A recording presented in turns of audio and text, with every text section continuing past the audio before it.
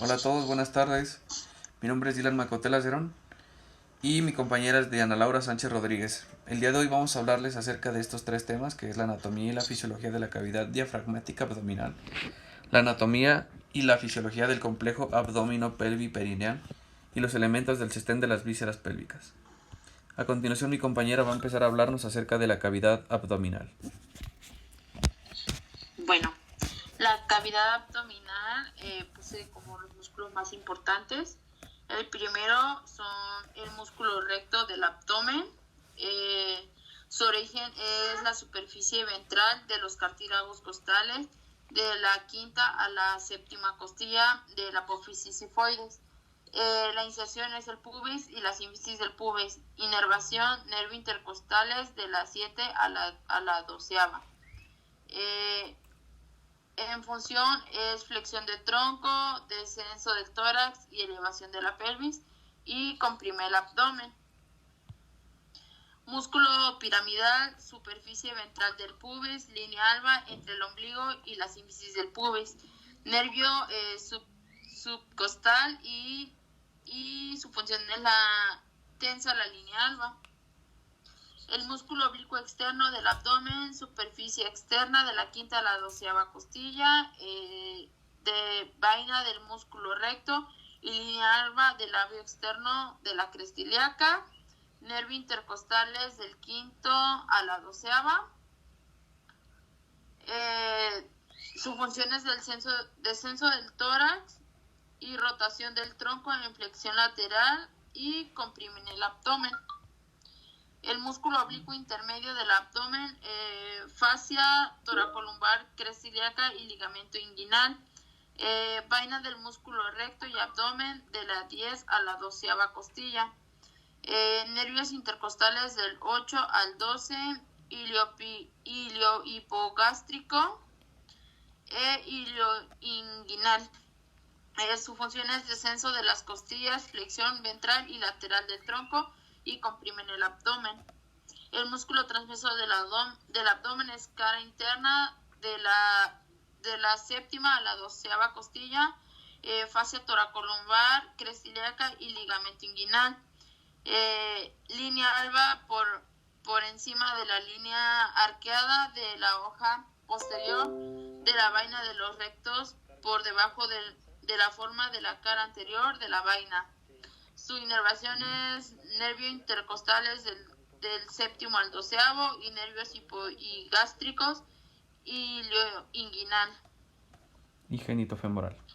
Y genitofemoral, ajá. Contrae taza de pared abdominal y comprimen el abdomen. Contrae y tensa. Bien. Pasamos al siguiente músculo, que es el psoas ilíaco. Adelante.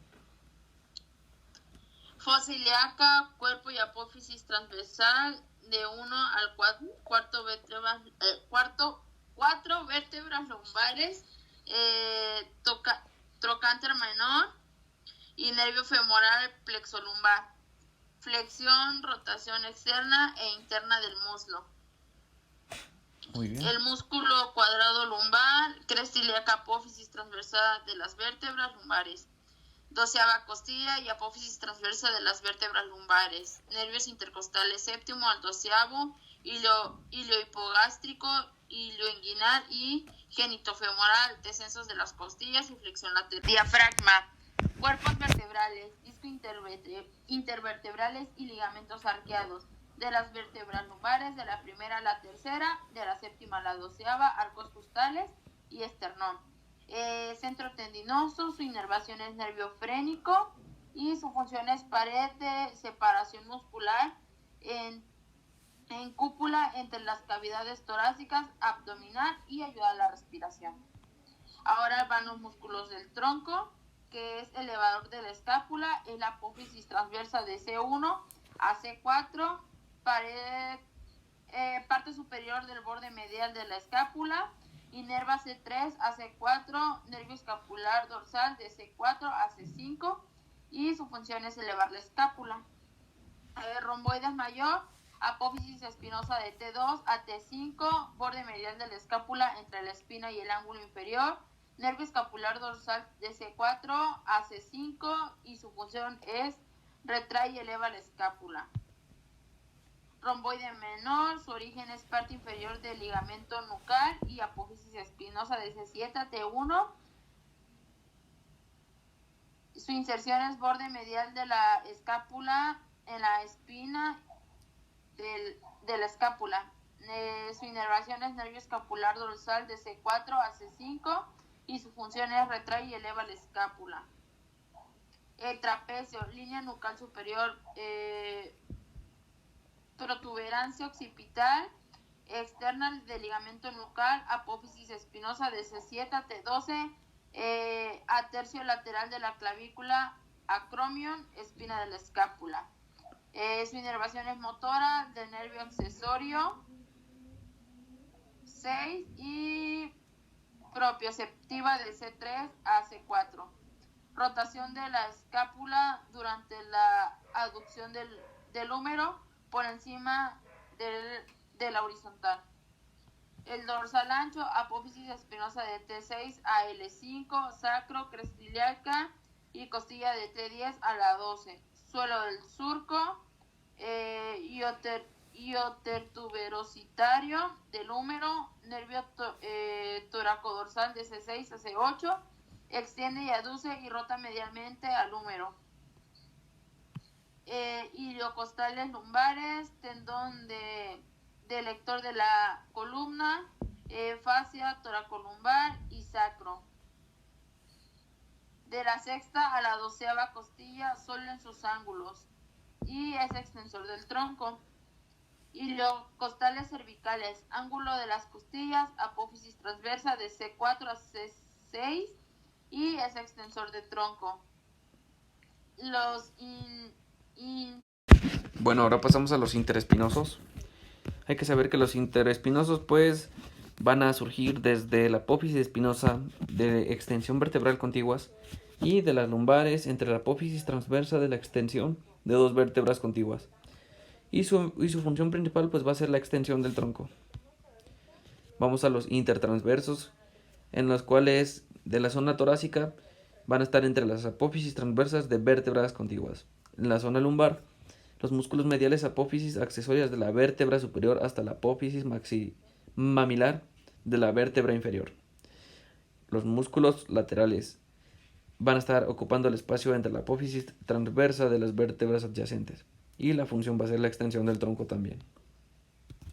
Pasamos a los músculos diafragmáticos, en los cuales vamos a encontrar primero que nada el intercostal interno, el cual va a surgir del labio medial del borde inferior costal y pues se va a terminar en el borde interno de la costilla subyacente. Nos va a servir mucho para la inspiración. Los músculos intercostales externos serán de gran función en el borde, porque van a surgir del borde caudal externo de una costilla hasta el otro borde craneal externo de la costilla subyacente. Y estos son los que tienden a ascender las costillas traccionándola de forma superior, además la elevan de forma inferior. Y esto se produce siempre que se va de la primera a la segunda costilla y va a estar en fijas por los escalenos. Pasamos al intercostal medio, en el cual el aspecto va a ser interno de las costillas en la superficie superior. Además, se va a insertar en el aspecto interno de las costillas en la superficie inferior de la costilla subyacente. Y estos van a fijar los espacios intercostales mediante la ascensión de las costillas, traccionando la superior, elevando la inferior. Muy bien, ahora vamos a pasar a exponer la siguiente parte, la cual va a referir el material digital de anatomía y fisiología de la cavidad diafragmática. Además, vamos a empezar primero por la zona abdominal y del tronco, en el cual entra principalmente el diafragma, ya que es un músculo circular abovedado que se encuentra dividiendo la cavidad torácica del abdominal. Y esto va a hacer que permita que se realice el intercambio gaseoso y permitiendo la movilidad de las vísceras. Además, se van a mantener siempre suspendidas, móviles, libres y en su correcto emplazamiento. Además, es el músculo de la respiración, principalmente la inspiración, por su excelencia, y pues su inervación corre a cargo del nervio frénico, que se va a originar en la zona cervical. Consta de las siguientes partes, que va a ser la porción anterior, que se le va a determinar como porción esternal, y en este se va a insertar la cara posterior del apéndice sifoides en el esternón. La porción costal, que va a ser de la séptima a la 12ª costilla. Muy bien, ahora pasamos a la porción lumbar, que va a estar conformada de los pilares del diafragma y se van a insertar en las primeras 3 vértebras lumbares. Además, tienen una importante relación anatómica con el músculo psoas ilíaco, además del cuadrado lumbar. Y todas estas fibras musculares forman 2 cúpulas unidas por el centro frénico. El centro frénico se va a componer y va a ser una importante zona central aponeurótica en forma de trébol. Esto quiere decir que donde se inserta el conjunto facial que lo une y va a suspender al cráneo y la zona cervical. Por ello el diafragma se suspende a través de unos ligamentos que se conectan en las fascias torácicas y del corazón. La zona dorsal alta, las cervicales medias, la mandíbula y el suelo de la boca de la base del cráneo. Además, hay importantes estructuras que lo atraviesan como el esófago, la aorta abdominal, la vena cava inferior, los nervios simpáticos, el sistema linfático y el nervio vago. Pasamos ahora a ver las funciones. Como ya sabemos, principalmente va a ser la inspiración y secundariamente la expiración. La inspiración va a ser el motor de la respiración que se contrae en la inspiración. Y la expiración se relaja pasivamente para que las 2 cúpulas asciendan. Y esto nos permite entender la importancia del buen funcionamiento diafragmático y las repercusiones locales y a distancia que ocasiona la alteración de su funcionamiento. Entendemos la respiración y por lo tanto el diafragma como motor importante de la mejora global del paciente. Por ello, y a través del trabajo de la reeducación postural global, el control postural, la terapia manual y el ejercicio terapéutico, podemos realizar sobre él de manera analítica o global un trabajo activo. Y así vamos a enseñar al paciente cómo estirarlo en cadena y cómo gracias a este trabajo se puede eliminar o disminuir las posibles consecuencias locales y a distancia que su rigidez ocasiona. Hay que saber la anatomía y la fisiología del complejo abdominal pelviperineal. Y en este pues hay que saber que la anatomía funcional del piso pélvico va a constar de un triple sistema. Va a ser el sistema suspensorio, ligamentario y el cohesivo. Además va a ser facial y un sistema de sostén muscular. La integridad de estos sistemas va a garantizar el equilibrio pelviperineal normal desde los puntos de vista anatómico y funcional. Además, este músculo, llamado elevador del ano, es el músculo principal del piso pélvico y está constituido esencialmente por el músculo iliococcígeo. Y de esta forma, además por el músculo pubovisceral que intercambia tractos conjuntivos y con los órganos contiguos y que se divide en 2 fascículos, que va a ser el fascículo pubovaginal y el fascículo puborectal.